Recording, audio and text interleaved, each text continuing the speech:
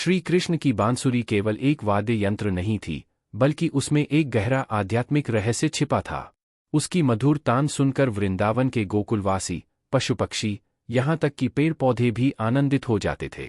लेकिन क्या आपने कभी सोचा है कि कृष्ण की बांसुरी में ऐसा कौन सा जादू था जो हर किसी को अपनी ओर आकर्षित कर लेता था?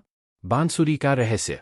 एक बार राधा ने श्री कृष्ण से पूछा, कान्हा, तुम्हारी बांसुरी में ऐसा कौन सा रहस्य है जो इसे इतना अनोखा बनाता है? श्री कृष्ण मुस्कुराए और बोले, राधे, यह बांसुरी स्वयं कुछ नहीं करती, यह तो मात्र एक खोखली बांस की टहनी है। इसका कोई अहंकार नहीं, कोई स्वार्थ नहीं। यह अपने अंदर कोई बाधा नहीं रखती, इसलिए जब मैं इसमें सांस भरता हूं तो यह मधुर संगीत उत्पन्न करती है। बांसुरी का आध्यात्मिक संदेश। कृष्ण की इस बात को समझाने के लिए एक दिन वृंदावन में एक संत आए। उन्होंने गोपियों और ग्वालों को समझाया, बांसुरी हमें यह सिखाती है कि यदि हम अपने अहंकार को समाप्त कर दें, अपने अंदर से स्वार्थ और द्वेष को निकाल दें, तो हम भी भगवान के हाथों में एक दिव्य यंत्र बन सकते हैं।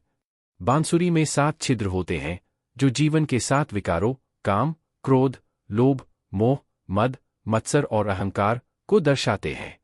जब कोई व्यक्ति इन विकारों को त्याग देता है और पूरी तरह से ईश्वर को समर्पित हो जाता है, तभी उसमें से प्रेम और शांति की ध्वनि निकलती है, ठीक उसी तरह जैसे कृष्ण की बांसुरी से निकलती थी।